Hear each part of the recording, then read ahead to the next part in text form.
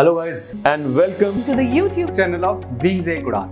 So let's make it together. Hello everyone and welcome to Wings Ek Udan. My name is Yashodhara Singh Jumwal and welcome to my lecture series. This is lecture number 4th and हमने last lecture में हमने कुछ important specialized agencies के बारे में बात किया है of UN और this is a continuity lecture. So let's get started. जो आज का हमारा first जो specialized agency होगी for UN, it is Food and Agriculture Organization. Food and agriculture organisation. पहली बात तो आप ये याद रखिए, जो भी खाने पीने के साथ रिलेटेड आपकी यूएन की बॉडीज होंगी ना, उन सब के headquarters are at Rome, Italy. So इसका हेडक्वार्टर्स का है, the headquarters are at Rome, Italy. और एट प्रेजेंट जो इसका हेड है which is designated as director general, who is he? It is Qu Dongyu. So इनका भी आप नाम याद रखें. Headquarter is very important. Headquarters are at Rome, Italy. और जो इनका हेड है उनको डेजिग्नेट किया जाता है as director general and at present who is director general? It is Qu Dongyu. अगर हम इसकी बात करें फूड एंड एग्रीकल्चर ऑर्गेनाइजेशन की, इट वॉज एस्टैब्लिश्ड इन 1945.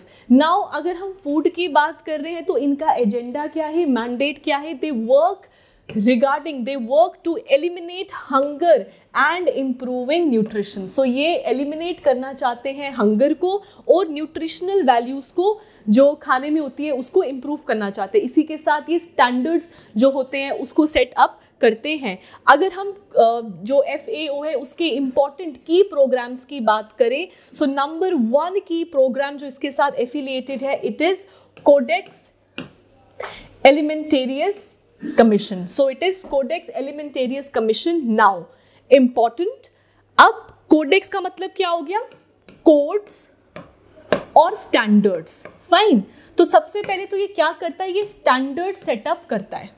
ठीक है, It set up standards. Now इसकी जो एजेंसी है जो इसके साथ काम करती है, it is not only FAO but in affiliation with WHO. सो ये इन दोनों का ही क्या है? जॉइंट की प्रोग्राम है.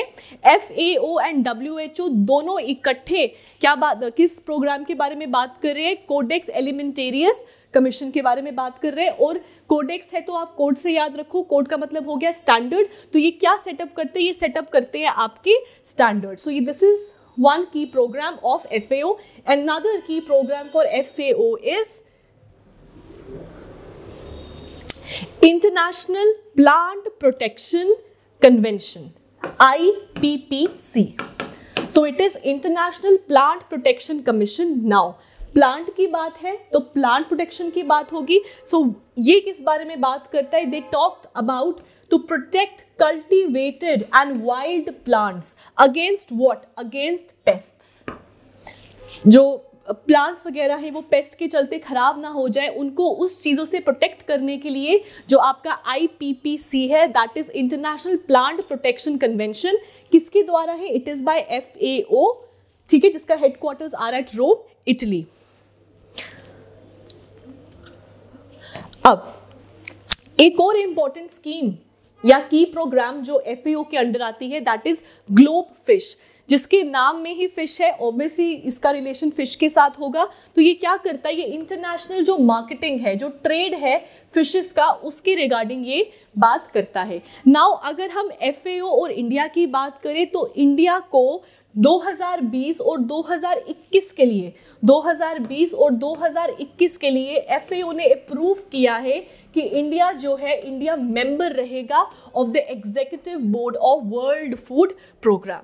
सो ये आपको याद रखना है, 2020 और 2021 के लिए इंडिया जो मेंबर रहेगा, किसका? एग्जीक्यूटिव बोर्ड का मेंबर रहेगा फॉर वर्ल्ड फूड प्रोग्राम. और क्या रहेगा? इंडिया रहेगा. और किसके अंडर आता है? ये FAO के अंडर आता है. इसी के ही साथ इंडिया ने डिसाइड किया है कि वो has decided to observe international year of millets.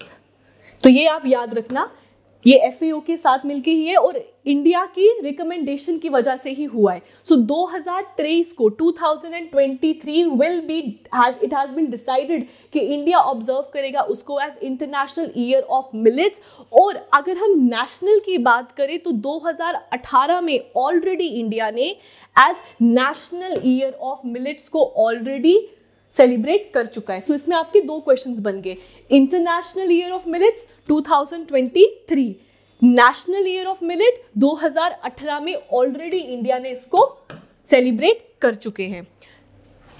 अब क्योंकि हम वर्ल्ड फूड प्रोग्राम की बात करे थे, अगर वर्ल्ड फूड प्रोग्राम की बात करें so it is world's largest humanitarian agency that fight hunger. So hunger के खिलाफ अगर कोई सबसे बड़ी बॉडी है जो इसके खिलाफ काम करती है, it is world food programme. जो किसके अंडर काम करती है, किसकी एजेंसी का पार्ट है, इट इज FAO का पार्ट है। और इंडिया जो है वर्ल्ड फूड प्रोग्राम का मेंबर रहेगा, member of the executive board of world food programme for 2020 already and 2021। So 2 सालों के लिए इंडिया को इसका मेंबर ऑलरेडी घोषित कर चुके हैं। National year of millet India की बात करें 2018, international year of millet 2023। So FAO में आपको ये चीज़ें याद रखनी है। और जो भी आपके खाने पीने की चीज़ें की जब भी हम बात करेंगे तो उसका हेडक्वार्टर्स आपका रोम इटली ही रहेगा। आगे की जो आगे का सीरीज चलेगी उसमें भी हम और फूड प्रोग्राम्स की बात करेंगे। All headquarters are at Rome Italy. Fine, so this was about FAO. Next up which we going to talk about is एक ऐसी एजेंसी जो कोविड के टाइम बहुत ज़्यादा लाइमलाइट में रही है for many reasons, that is world health organization. World health organization it is very very important. ये इंपॉर्टेंट इसीलिए भी है क्योंकि हाल ही में एक फर्स्ट इंडियन को एज चीफ साइंटिस्ट की भी का दर्जा दिया गया है, तो उस करंट अफेयर के हिसाब से इंपॉर्टेंट है। और कोविड के चलते तो WHO was extremely in news. अगर हम वर्ल्ड हेल्थ ऑर्गेनाइजेशन की बात करें, headquarters are at Geneva Switzerland. अगर हम वर्ल्ड हेल्थ ऑर्गेनाइजेशन की बात करें कितने मेंबर्स है, it has 194 members and it is the first global health organization. It is the first health global organization. ये भी आप याद रखेंगे। सो हेल्थ के रिलेटेड जो भी आपके काम है, they are done by your world health organization. अगर इसकी फॉर्मेशन की बात किया जाए सो 7 अप्रैल 1948 को इसकी स्थापना की गई थी। सो 7 अप्रैल 1948 को वर्ल्ड हेल्थ ऑर्गेनाइजेशन की स्थापना कर दी गई थी। एंड एट प्रेजेंट इसका हेड कौन है? Head is designated as director general. Director general आज के टाइम पे है आपके टेड्रोस एधनोम। सो आज के टाइम पे who is director general? It is Tedros Adhanom. और ये कौन सी कंट्री को बिलोंग करते हैं? He belongs to Ethiopia.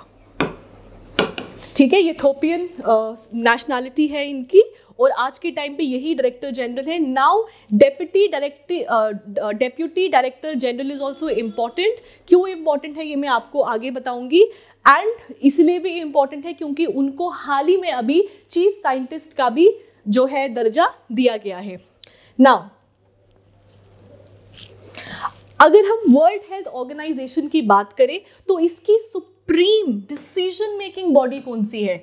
मतलब एजेंसी तो है लेकिन एजेंसी के लिए डिसीजंस कौन लेता है? एजेंसी के लिए डिसीजंस लेने की जो सबसे सुप्रीम बॉडी है उसको हम वर्ल्ड हेल्थ एसोसिएशन के नाम से जानते हैं। So world health association is the supreme decision making body for WHO। And as I told you पहले भी, where are the headquarters? The headquarters are at Geneva Switzerland. Now important point, एक तो आपका हेडक्वार्टर बहुत ज़्यादा important है। Now important point, एक तो जीके पॉइंट ऑफ व्यू से भी एंड करंट अफेयर के पॉइंट ऑफ व्यू से भी ये इंपॉर्टेंट है। The first Indian to be elected as chief scientist, chief scientist की बात करें so who is it? It is Soumya Swaminathan. So doctor Soumya Swaminathan जो एक डेप्यूटी डायरेक्टर जनरल भी हैं और फर्स्ट इंडियन है जिनको चीफ साइंटिस्ट के का जो क्या नाम है, चीफ साइंटिस्ट का पद इनको दिया गया है। नाउ सौम्या स्वामीनाथन की बात करें, एक और पॉइंट आप लिख ले कि ये किनकी बेटी है? ये बेटी है MS स्वामीनाथन की। Now, who is MS Swaminathan? He is known as or regarded as the father of Green Revolution of India. So, he is regarded as the father of India Green Revolution.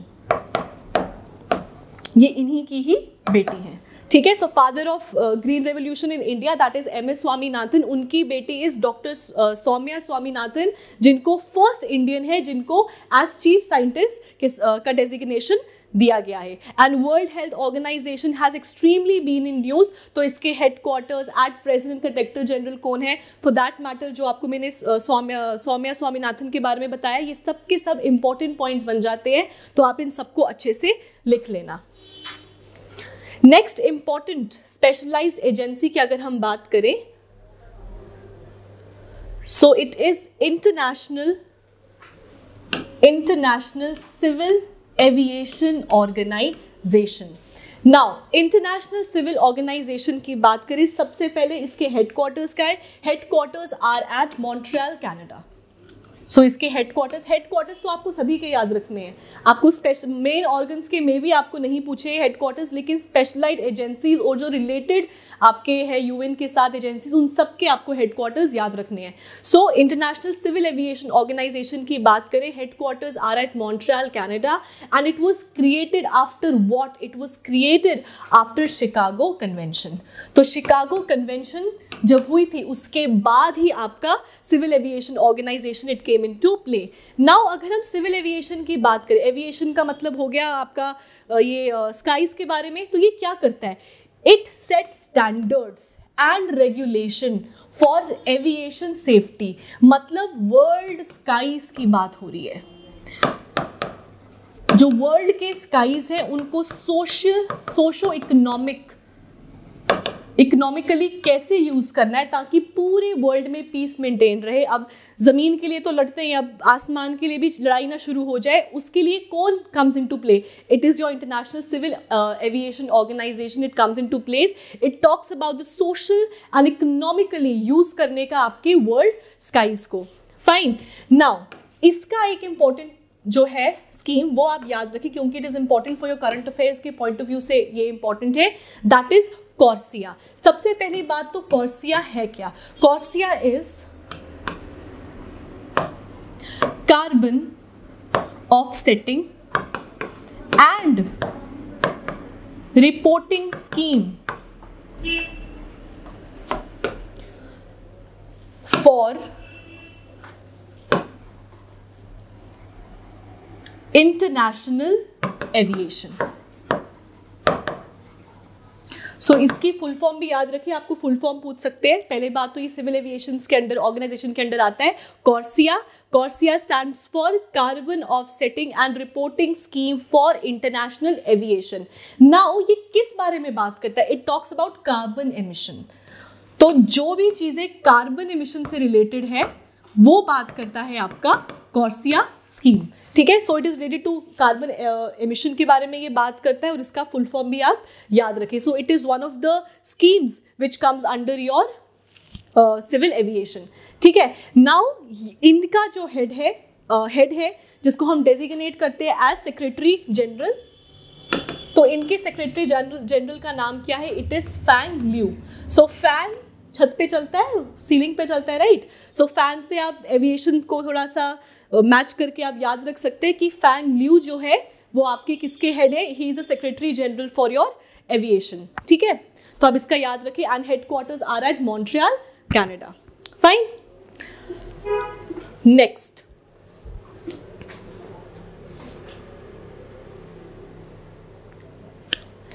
Next up is International Fund for Agriculture and Development. So International Fund for Agricultural Development. Okay, so मैंने आपको बताया था father of green revolution in India. आप मुझे comment section में बताएंगे कि who is regarded as the father of green revolution. So India की मैंने आपको बता दी, इट इज MS Swaminathan. So homework for you guys is कि आप कमेंट सेक्शन में मुझे बताएंगे कि who is regarded as the father of green revolution. तो वर्ल्ड का आप मुझे कॉमेंट सेक्शन में लिख के बताएंगे, जिसका आंसर मैं अपनी नेक्स्ट वीडियो में दूंगी। Fine, now food for agricultural development, जो भी चीज खाने से रिलेटेड है उसका headquarters are going to be at Rome, Italy. So इसका headquarter is also at Rome, Italy. तो ये आपको एक ट्रिक याद रखना है कि खाने पीने का सब कुछ कहाँ पे, रोम इटली में ही है। अगर हम इसकी फॉर्मेशन की बात करें तो इसका फॉर्मेशन हुआ है 15 दिसंबर 1977 में। सो 1977 में ये जो आपका international fund for agriculture development है, it came into force. Now why was it set up? It was set up after World Food Conference. World Food Conference में ये सेटअप हुआ था ना। वर्ल्ड फूड कॉन्फ्रेंस कब हुआ है आपका? 1974 में हुआ है। सो जब वर्ल्ड फूड कॉन्फ्रेंस 1974 में हुआ, उसके बाद 1977 में this body was setup. Now why was this setup? क्योंकि 1970s में आपकी जो कुछ कंट्रीज थी अफ्रीका में, वहाँ पे हमको बहुत ज़्यादा फूड क्राइसिस देखने को मिले, जिसको इरेडिकेट करने के लिए this body came into action.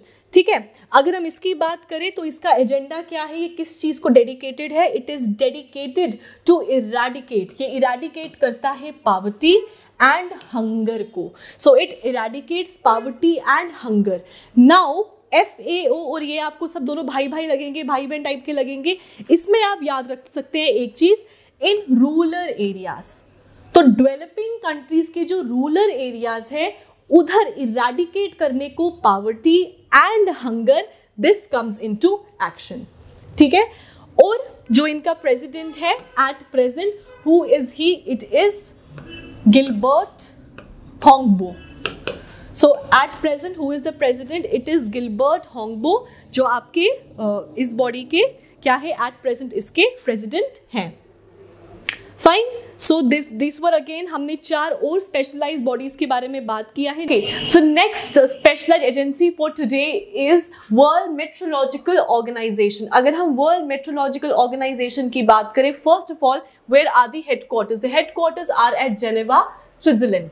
Fine, अब now as the name suggest, metrological मतलब हर वो चीज which deals with weather forecasting, वो सब आता है आपका मेट्रोलॉजिकल ऑर्गेनाइजेशन के अंडर। तो इनका एजेंडा क्या है? ये वॉइस करते हैं, मतलब they raise their voice for what? On weather, climate and water. तो अब ये याद है, क्योंकि as the name suggest metrological है, तो ऑब्वियसली वेदर की बात तो करेगा ही करेगा। तो ये इनका एजेंडा है that they voice on issues regarding what? Regarding weather, climate and water. अगर हम वर्ल्ड मेट्रोलॉजिकल ऑर्गेनाइजेशन की बात करें तो ये इस्टेब्लिश कब हुआ था? ये इस्टेब्लिश हुआ था 1950 में। सो 1950 में it was created with headquarters at Geneva, Switzerland. और इसका एजेंडा क्या है? एजेंडा है कि ये वॉइस करता है या it talks about your weather, climate and your water.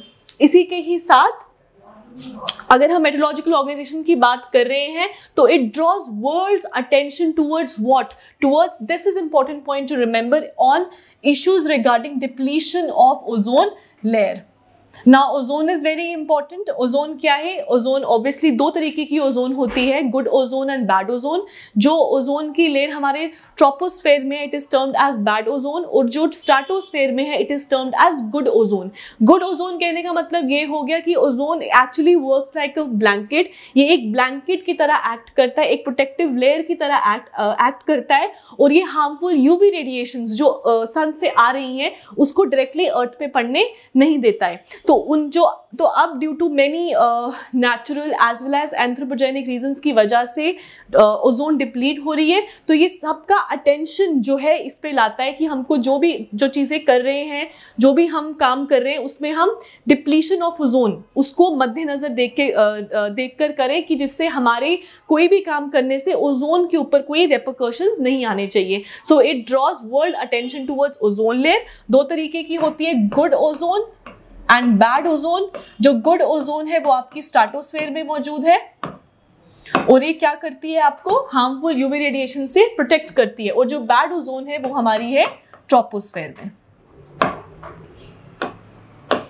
ठीक है, अगर हम इंडियन मेट्रोलॉजिकल डिपार्टमेंट की बात करें, फर्स्ट ऑफ ऑल इसका हेडक्वार्टर कहाँ है, या फिर ये सेटअप कहाँ पे हुआ? It is important from your GK point of view. आपको पूछ सकते हैं कि इंडियन मेट्रोलॉजिकल डिपार्टमेंट का है, the department is at Pune. So Pune में इसका डिपार्टमेंट है, और रिसेंटली जो इंडियन मेट्रोलॉजिकल डिपार्टमेंट है उसको रिकॉग्नाइज किया गया है एज रीजनल क्लाइमेट सेंटर। सो रीजनल क्लाइमेट सेंटर के साथ उसको रिकॉग्नाइज किया गया है, और रिकॉग्नाइज किसने किया है? WMO, that is world meteorological organization ने, जो इंडियन मेट्रोलॉजिकल डिपार्टमेंट है पुणे में, उसको रिकॉग्नाइज किया है as regional climate centre. Fine. इसी के ही साथ India has been designated as the nodal center for preparing flash flood forecast center by WHO। अब WMO, अगर हम WMO की बात करें तो WMO मानता है कि 85% ऑफ जो डिस्ट्रक्शन है जो कॉज होता है, it is due to your flash floods. Flash flood हो गया जो एकदम से फ्लड्स आ जाते हैं, उसको हम बोलते हैं फ्लैश फ्लड। और 85% ऑफ द डिस्ट्रक्शन जो है, या तो लॉस ऑफ ह्यूमन लाइफ है, it is all due to your flash flood. और इंडिया जो है उसको डेजिग्नेट किया गया है एज अ नोडल सेंटर, जहां पे क्या प्रिपेयर किया जाएगा? एक फोरकास्ट प्रिपेयर किया जाएगा आपके फ्लैश फ्लड का। अगर हम फ्लैश फ्लड की बात करें तो कितने घंटे पहले एडवांस वार्निंग देगा हमको? 6 घंटे पहले की एडवांस वार्निंग हमको प्रोवाइड करेगा। सो 6 आवर्स एडवांस वार्निंग ये प्रोवाइड करेगा। सो ये एक बहुत बड़ी चीज है। और 85% WMO के द्वारा ऐसा कहा गया है कि 85% ऑफ द डिस्ट्रक्शन जो है is due to the flash floods. And जो हमारा जो इंडिया को डेजिग्नेट किया एज अ नोडल सेंटर, वो हमको 6 आवर्स एडवांस एक वार्निंग हमको प्रोवाइड कर देगा कि ऐसा फ्लड यहाँ, the flash flood is about to come. Fine. So this was another important specialized agency. Next specialized agency is UN Women. First of all, where are the headquarters? The headquarters are at New York. So New York में इसके headquarters है। UN Women की बात कर रहे हैं तो obviously ये क्या इंप्रूव करेगा, क्या कोऑर्डिनेशन करेगा? It will improve the coordination and conditions and coherence of gender equality. क्योंकि ये विमेन की बात कर रहा है तो ये जेंडर इक्वालिटी की बात करेगा, और जितना हो सके वुमेन एम्पावरमेंट की बात करेगा। हेडक्वार्टर्स कहाँ पे? Headquarters are at New York. और ये कब एस्टैब्लिश हुआ था? इट वाज एस्टैब्लिश इन 2010 और 2010 में UN Women एक स्टार्ट हुआ था। और कहाँ पे हेडक्वार्टर्स है? न्यूयॉर्क में। जैसे कि नाम में ही विमेन है तो ऑब्वियसली ये अपलिफ्टमेंट करेगा, एम्पावर करेगा, कोऑर्डिनेशन लाएगा towards what? Towards gender equality, और विमेन को जितना हो सकेगा उतना एम्पावर करेगा। फाइन।